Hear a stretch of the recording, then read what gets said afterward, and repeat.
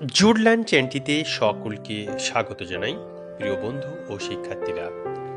আজকে আমরা আলোচনা করব দশম শ্রেণীর ভূগোল বিষয়ের সবচেয়ে গুরুত্বপূর্ণ অংশ মানচিত্র চিহ্নিতকরণ তথা ভারতের ম্যাপ পয়েন্টিং নিয়ে। ভিডিওটি দশম শ্রেণীর শিক্ষার্থীদের কাছে অত্যন্ত গুরুত্বপূর্ণ, তাই ভিডিওটি শেষ পর্যন্ত দেখার অনুরোধ করব। সেই সঙ্গে জুডল্যান্ড চ্যানেলটি সাবস্ক্রাইব করে বেল আইকনটিতে চাপ দিয়ে রাখারও অনুরোধ রাখব। পশ্চিমবঙ্গ মধ্য শিক্ষা পর্ষদ, পশ্চিমবঙ্গ মাদ্রাসা শিক্ষা পর্ষদ, হাই মাদ্রাসা বা মাধ্যমিক স্তরে দশম শ্রেণীর জন্য 2015 সালে ভূগোলের নতুন পাঠ্যক্রমে ভারতের রেখা মানচিত্রে বিভিন্ন স্থান, অঞ্চল প্রভৃতি উপযুক্ত প্রতিসহ চিহ্নিত করার জন্য 10 নম্বর বরাদ্দ করেছে। কেবলমাত্র দৃষ্টিহীন পরীক্ষার্থী ছাড়া সব পরীক্ষার্থীদের জন্য 10 নম্বরের ম্যাপ পয়েন্টিং বাধ্যতামূলক। ম্যাপ পয়েন্টিং এর জন্য 10 নম্বর বরাদ্দ এবং এখানে 10টি প্রশ্ন দেওয়া হয়। 10টি প্রশ্নের জন্য 10 নম্বর, অর্থাৎ প্রত্যেকটি প্রশ্নের উপযুক্ত প্রতীক ও নাম সহ চিহ্নিতকরণের জন্য বরাদ্দ নম্বর 1। প্রিয় শিক্ষার্থীরা, এই ম্যাপ পয়েন্টিং এ পুরো নম্বর পাওয়ার একমাত্র পথ হলো সঠিক নিয়ম মেনে নিয়মিত অভ্যাস করা। ম্যাপ পয়েন্টিং এর কতগুলো প্রয়োজনীয় নিয়ম কানুন আছে, এগুলি হলো: প্রথমে পরীক্ষায় ভারতের যে রেখা মানচিত্র দেওয়া হবে তার নির্দিষ্ট জায়গায় রোল নম্বর ও রেজিস্ট্রেশন নম্বর উল্লেখ করতে হবে। প্রদত্ত মানচিত্রটির উপরে বাম দিকে প্রশ্নের বিভাগ ও দাগ নম্বর লেখা প্রয়োজন। প্রশ্নে প্রদত্ত ভারতের প্রাকৃতিক ও অর্থনৈতিক বিষয়গুলি চিহ্নিত করার জন্য উপযুক্ত প্রতীক চিহ্ন ব্যবহার করতে হবে। প্রতীক চিহ্ন ব্যবহার করার সময় আমাদের মনে রাখতে হবে কিছু বিষয়ে প্রতীক চিহ্ন সুনির্দিষ্ট এবং কিছু ক্ষেত্রে প্রতীক চিহ্ন নির্বাচনে ছাত্রছাত্রীদের স্বাধীনতা দেওয়া হয়। পর্বতশৃঙ্গ, নদ নদী প্রভৃতি চিহ্নিতকরণে সুনির্দিষ্ট প্রতীক চিহ্ন ব্যবহার করা হয়। অন্যদিকে উৎপাদক অঞ্চল দেখানোর জন্য প্রতীক চিহ্ন ব্যবহারে শিক্ষার্থীরা স্বাধীনতা পায়। আমরা মানচিত্রে চিহ্নিতকরণের পূর্বে ম্যাপ পয়েন্টিং এ ব্যবহৃত প্রতীক চিহ্ন সমূহ একবার দেখে নেব। পর্বতশৃঙ্গ, পাহাড় বা পর্বত, গিরিপথ, নদ নদী, প্রণালী বা প্যাসেজ, সাগর, উপসাগর, অন্তরীপ, হ্রদ বা জলধারা, বাঁধ বা বহুমুখী নদী পরিকল্পনা, বায়ুপ্রবাহ, রাজধানী, শহর বা নগর, বন্দর, বিমানবন্দর, শিল্পকেন্দ্রে, গবেষণা কেন্দ্র, বিভিন্ন অঞ্চল, রেলপথ প্রভৃতি দেখানোর ক্ষেত্রে যে সমস্ত প্রতীক চিহ্নগুলি সাধারণত ব্যবহার করা হয়ে থাকে তা এখানে উল্লেখ করা হয়েছে। আমরা এখানে একটি ভারতের মানচিত্র দেখতে পাচ্ছি। এই মানচিত্রে 10টি স্থান বা অঞ্চল উপযুক্ত প্রতীকসহ চিহ্নিত করা আছে। এই মানচিত্র চিহ্নিতকরণের সময় আমাদের অবশ্যই মনে রাখতে হবে, যখন আমরা উৎপাদক অঞ্চল দেখাবো তখন মানচিত্রের ওই উৎপাদক অঞ্চলটির নির্দিষ্ট সীমানা টেনে তার ভিতরে চিহ্ন বা পেন্সিল শেড ব্যবহার করব। আমরা মনে রাখবো মানচিত্র চিহ্নিতকরণে পেন্সিল ব্যবহার করব, কারণ আমাদের যদি কোনো জায়গায় ভুল হয় তাহলে আমরা তা মুছে আবার চিহ্নিত করতে পারব। প্রতিটি ম্যাপ পয়েন্টিং এর পাশে সেই বিষয়টির প্রশ্নের দাগ নম্বর, যেমন 6-1, 6-2 প্রভৃতি উল্লেখ অবশ্যই করতে হবে। মানচিত্রের ভিতরে যে 10টি বিষয়গুলি দেখানো হয়েছে সেগুলিকে একটি নির্দিষ্ট বাক্সের মধ্যে বিষয়ের নাম ও প্রতীক চিহ্ন উল্লেখ করে বিষয়সূচি আমরা তৈরি করব এবং সমগ্র যে কাজটি করব তা অবশ্যই সুন্দর হাতের লেখা দ্বারা পরিষ্কার ও পরিচ্ছন্ন করতে হবে। এরপরে ম্যাপ পয়েন্টিং এর সম্পূর্ণ কাজটি শেষ করার পরে ভারতের রেখা মানচিত্রটি মূল উত্তরপত্রের প্রথম পাতার পরে জুড়ে দেব। ভারতের রেখা মানচিত্রে বিভিন্ন স্থান বা অঞ্চলগুলি উপযুক্ত প্রতীক সহ চিহ্নিত করানোর জন্য চিহ্নিতকরণের নিয়মগুলি আমরা মাথায় রাখব। আমরা প্রথমেই অ্যানিমেশনের সাহায্য নিয়ে প্রাকৃতিক ভূগোলের ভারতের ভূপ্রকৃতি অংশের কিছু পর্বত এবং পর্বতশ্রেণী মানচিত্রে চিহ্নিত করব। প্রথমেই কারাকোরাম পর্বতশ্রেণী। লাদাখ কেন্দ্রশাসিত অঞ্চলে অবস্থিত কারাকোরাম পর্বতশ্রেণী পশ্চিমে পামির মালভূমি থেকে পূর্বে সিন্ধু নদ পর্যন্ত 400 কিলোমিটার বিস্তৃত। শিবালিক পর্বতমালা। হিমালয়ের সর্বদক্ষিণে অবস্থিত শিবালিক পর্বতমালার উচ্চতা 600 থেকে 1500 মিটার। ভারতের প্রাচীন ভঙ্গিল পর্বত আরাবল্লী দিল্লি থেকে আহমেদাবাদ পর্যন্ত বিস্তৃত। বিন্ধ্য পর্বত উত্তর ও দক্ষিণ ভারতের জলবিভাজিকা রূপে বিন্ধ্য পর্বত অবস্থান করে। সাতপুরা পর্বত নর্মদা ও তাপি নদীর গ্রস্ত উপত্যকার মাঝে সাতপুরা একটি স্তূপ পর্বত। পশ্চিমঘাট পর্বত পশ্চিমে আরব সাগরের উপকূল বরাবর উত্তর দক্ষিণে এই পর্বত ১৬০০ কিমি বিস্তৃত। মেঘালয় মালভূমি মেঘালয় রাজ্যে অবস্থিত ছোটনাগপুর মালভূমির বিচ্ছিন্ন অংশ। সুন্দরবন বিশ্বের বৃহত্তম ম্যানগ্রোভ অরণ্য অঞ্চল সুন্দরবন পশ্চিমবঙ্গ রাজ্যের দক্ষিণ দিকে অবস্থিত। আনাইমুদি আনাইমালাই পর্বতের সর্বোচ্চ শৃঙ্গ তথা দক্ষিণ ভারতের সর্বোচ্চ শৃঙ্গ হল আনাইমুদি। পূর্বঘাট পর্বত দাক্ষিণাত্য মালভূমির পূর্ব প্রান্তে বঙ্গোপসাগরের সমান্তরালে কতগুলি বিচ্ছিন্ন ক্ষয়জাত পর্বতের সমষ্টি পূর্বঘাট পর্বত।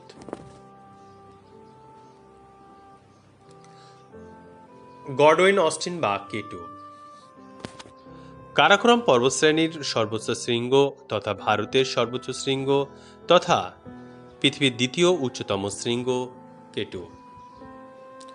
পীর পঞ্জাল পর্বতমালা কাশ্মীর হিমালয়ে অবস্থিত। থর মরুভূমি ভারতের একমাত্র মরুভূমি রাজস্থান রাজ্যে অবস্থিত। কচ্ছের রণ গুজরাট রাজ্যে অবস্থিত। গারো পাহাড় মেঘালয় রাজ্যে মেঘালয় মালভূমিতে অবস্থিত। ছোটনাগপুর মালভূমি পূর্ব ভারতের ব্যবচ্ছিন্ন মালভূমি ভারতের খনিজ ভাণ্ডার নামেও পরিচিত ছোটনাগপুর মালভূমি। চিল্কা হ্রদ উড়িষ্যা রাজ্যে অবস্থিত ভারতের বৃহত্তম উপহ্রদ। উত্তর সরকার উপকূল উড়িষ্যার সুবর্ণরেখা নদীর মোহনা থেকে দক্ষিণে কৃষ্ণা নদীর পর্যন্ত বিস্তৃত। করমণ্ডল উপকূল কৃষ্ণা নদীর বদ্বীপ থেকে কন্যাকুমারিকা পর্যন্ত করমণ্ডল উপকূল বিস্তৃত। এখানে বছরে দুবার বৃষ্টিপাত হয়ে থাকে। মালাবার উপকূল কর্ণাটক উপকূলের দক্ষিণে কেরল ও তামিলনাড়ুর কন্যাকুমারিকা পর্যন্ত বিস্তৃত। কোঙ্কণ উপকূল উত্তরে দমন থেকে দক্ষিণে গোয়া পর্যন্ত বিস্তৃত কোঙ্কণ উপকূল। লাদাখ মালভূমি ভারতের কেন্দ্রশাসিত অঞ্চল লাদাখের লাদাখ মালভূমি কারাকোরাম পর্বতশ্রেণী এবং হিমালয় পর্বতশ্রেণীর মাঝে অবস্থান করছে।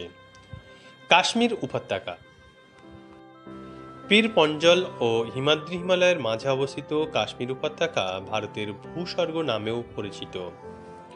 কচ্ছ উপদ্বীপ কচ্ছ শব্দটির অর্থ জলময় দেশ।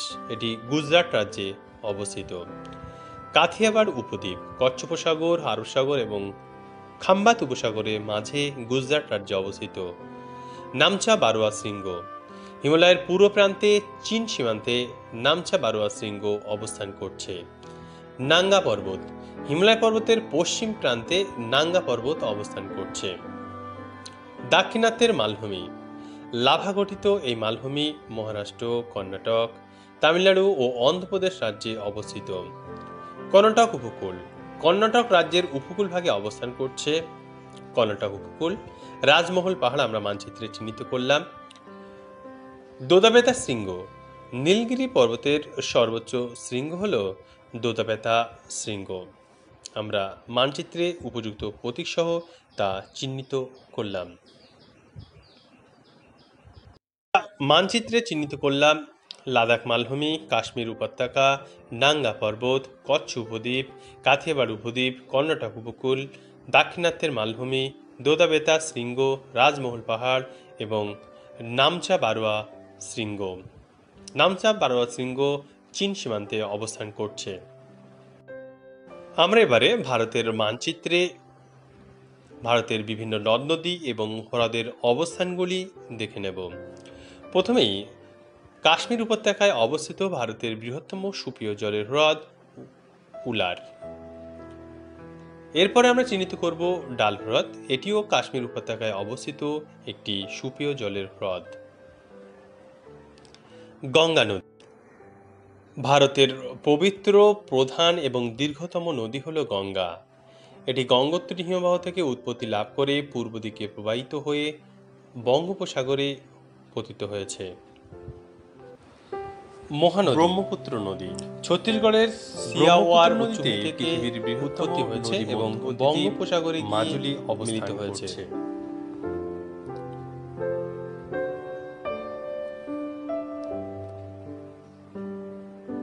আমরা মানচিত্রে চিহ্নিত করব গোদাবরী নদী।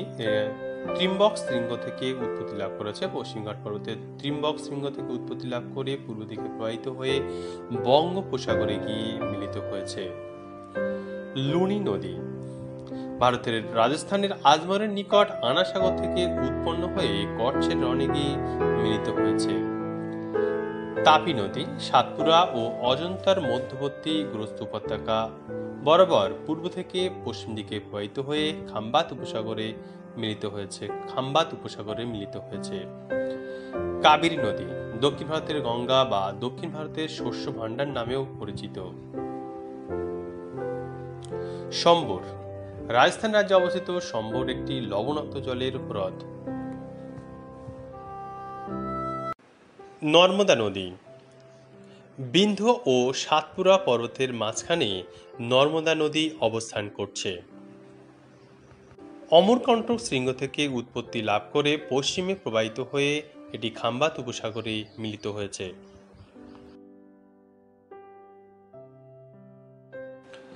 কচ্ছ উপসাগর কচ্ছ উপদ্বীপ ও কাথিয়াবাড় উপদ্বীপের মাঝখানে কচ্ছ উপসাগর অবস্থান করছে। খাম্বাত সাগর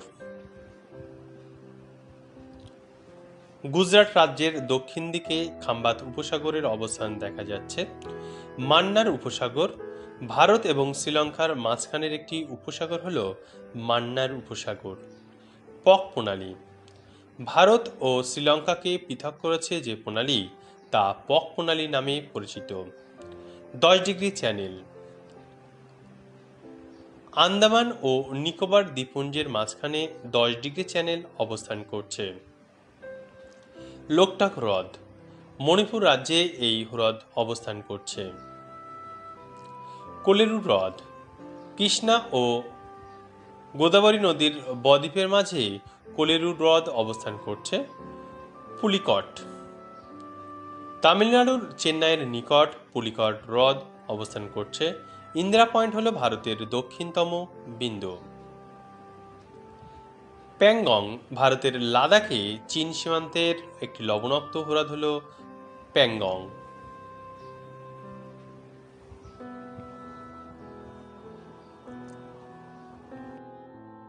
আমরা মানচিত্রে কচ্ছ উপসাগর, খাম্বাত উপসাগর, কোলেরু হ্রদ, পুলিকট হ্রদ, মান্নার উপসাগর প্রভৃতির অবস্থান দেখলাম।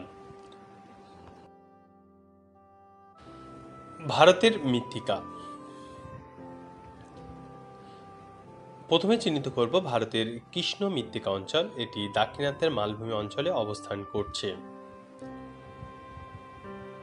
মরুমৃত্তিকা অঞ্চল রাজস্থান রাজ্যের থর মরুভূমি ও তার পার্শ্ববর্তী অঞ্চলে মরুমৃত্তিকা লক্ষ্য করা যায়। পূর্ব ভারতের একটি লবণাক্ত মৃত্তিকা অঞ্চল। পূর্ব ভারতের একটি লবণাক্ত মৃত্তিকা অঞ্চল হল সুন্দরবন। এখানে পৃথিবীর বৃহত্তম ম্যানগ্রোভ অরণ্য গড়ে উঠেছে। ভারতের স্বাভাবিক উদ্ভিদ প্রথমেই ভারতের অরণ্য গবেষণা কেন্দ্র দেরাদুনের অবস্থান। এটি উত্তরাখণ্ডের রাজ্যের রাজধানী দেরাদুনে অবস্থিত। ভারতের একটি কাঁটা জাতীয় উদ্ভিদ বা মরু উদ্ভিদ। এটি রাজস্থান রাজ্যে অবস্থিত। ভারতের একটি ম্যানগ্রোভ অরণ্য। ভারতের একটি ম্যানগ্রোভ অরণ্য হল সুন্দরবন। এটি পশ্চিমবঙ্গ রাজ্যের দক্ষিণ দিকে অবস্থান করছে। ভারতের জলবায়ু প্রথমেই ভারতের দুবার বৃষ্টিপাতযুক্ত অঞ্চল। করমণ্ডল উপকূল এখানে বছরে দুবার বৃষ্টিপাত হয়, অর্থাৎ বর্ষাকালে এবং শীতকালে। শীতকালে উত্তর পূর্ব মৌসুমী বায়ু এই অঞ্চলের উপর দিয়ে প্রবাহিত হওয়ার সময়ও বৃষ্টিপাত হয়ে থাকে। ভারতের সর্বাধিক বৃষ্টিপাতযুক্ত স্থানের নাম হল মৌসিনরাম। মেঘালয় রাজ্যে অবস্থান করছে। ভারতের মরু জলবায়ু অঞ্চল। ভারতের মরু জলবায়ু অঞ্চল হল থর মরুভূমি।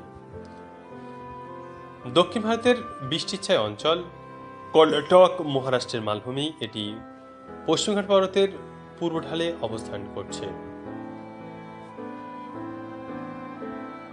আমরা মানচিত্রে ভারতের সর্বাধিক বৃষ্টিপাতযুক্ত স্থান, ভারতের মরু জলবায়ু অঞ্চল, দুবার বৃষ্টিপাতযুক্ত অঞ্চল চিহ্নিত করলাম। শ্রীনগর কাশ্মীর উপত্যকায় ঝিলাম নদীর তীরে অবস্থিত। দিল্লি যমুনা নদীর তীরে অবস্থিত, ভারতের রাজধানী হল দিল্লি। কর্কট ক্রান্তি রেখা ভারতের ঠিক মধ্যভাগ থেকে পূর্ব পশ্চিমে বিস্তৃত। কর্কট ক্রান্তি রেখার মান 23.5 ডিগ্রি। এটি ভারতের 8টি রাজ্যের উপর দিয়ে বিস্তৃত হয়েছে। ভারতের বৃহত্তম মহানগর হলিউড, অর্থনৈতিক রাজধানী, ভারতের প্রবেশদ্বার, ভারতের টোকিও, মুম্বাই আরব সাগরের তীরে অবস্থিত। ভারতের সুইজারল্যান্ড বিজ্ঞান নগরী, সিলিকন ভ্যালি, বেঙ্গালুরু কর্ণাটক রাজ্যে অবস্থিত। কেরল রাজ্যের রাজধানী হল তিরুবনন্তপুরম।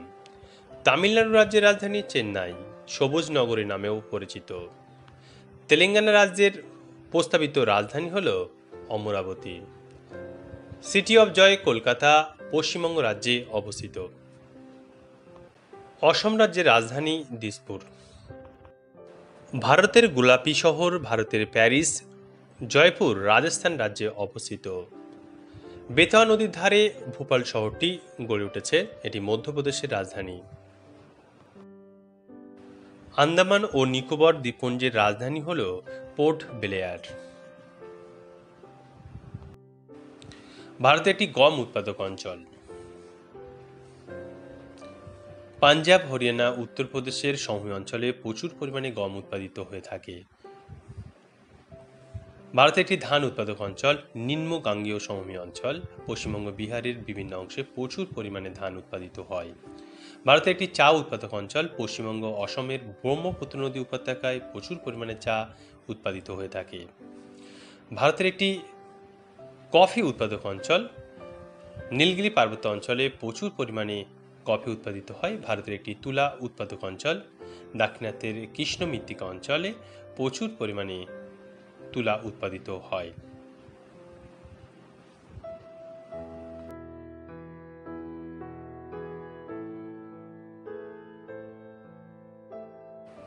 ভারতের বৃহত্তম লোহা ইস্পাত শিল্পকেন্দ্র হল ভিলাই। আমরা উপযুক্ত প্রতীক ও নাম সহ মানচিত্রে তা চিহ্নিত করব। পূর্ব ভারতের একটি পেট্রোরসায়নিক শিল্পকেন্দ্র হল হলদিয়া, এটি পশ্চিমবঙ্গ রাজ্যে অবস্থিত। ভারতের ম্যানচেস্টার বলা হয় আহমেদাবাদকে, এটি গুজরাট রাজ্যে অবস্থান করছে।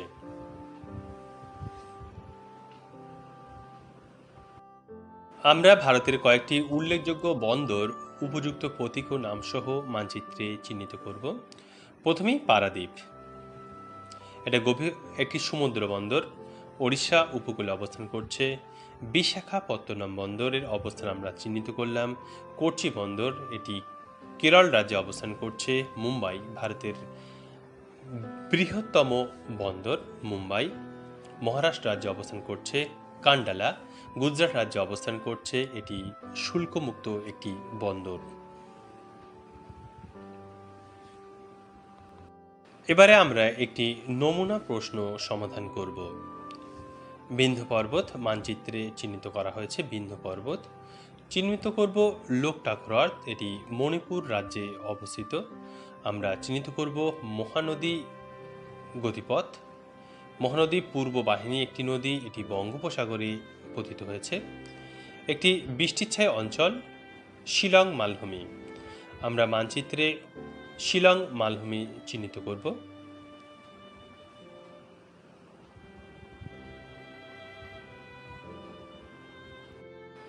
মেঘালয় রাজ্যের চেরাপুঞ্জির নিকট অবস্থিত মৌসিন গ্রামে প্রচুর পরিমাণে বৃষ্টিপাত হলেও শিলং মালভূমি অঞ্চল বৃষ্টিচ্ছায় অঞ্চলে অবস্থিত হওয়ায় এখানে বৃষ্টির পরিমাণ কম হয়ে থাকে। আমরা চিহ্নিত করব ভারতের একটি ম্যানগ্রোভ অরণ্য অঞ্চল। ভারতের একটি ম্যানগ্রোভ অরণ্য অঞ্চল হল সুন্দরবন। মানচিত্রে চিহ্নিত করা হবে একটি মরুমৃত্তিকা অঞ্চল, এটি রাজস্থানের মরুভূমি অর্থাৎ থর মরুভূমি এবং তার পার্শ্ববর্তী অঞ্চলে লক্ষ্য করা যায়। পূর্ব ভারতের একটি ভারী ইঞ্জিনিয়ারিং কেন্দ্র হল জামশেদপুর। আমরা মানচিত্রে চিহ্নিত করব বিশাখাপত্তনম বন্দর। বিশাখাপত্তনম বন্দর উপযুক্ত প্রতীক সহ চিহ্নিত করব। চিহ্নিত করব পশ্চিম উপকূলের একটি বন্দর মুম্বাই।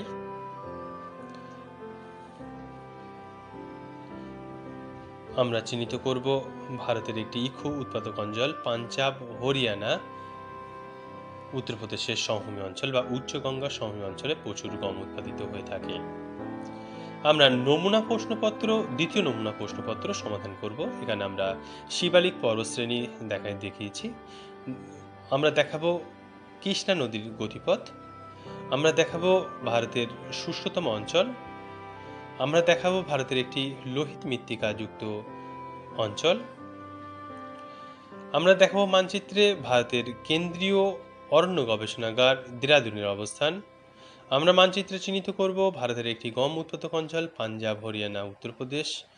চিহ্নিত করব দক্ষিণ ভারতের ম্যানচেস্টার, কোয়েম্বাটুরকে।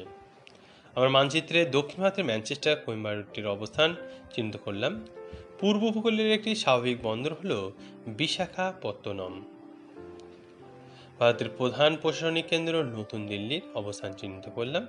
সেই সঙ্গে ভারতের বৃহত্তম আন্তর্জাতিক বিমানবন্দরের অবস্থানও মানচিত্রে চিহ্নিত করা হয়েছে।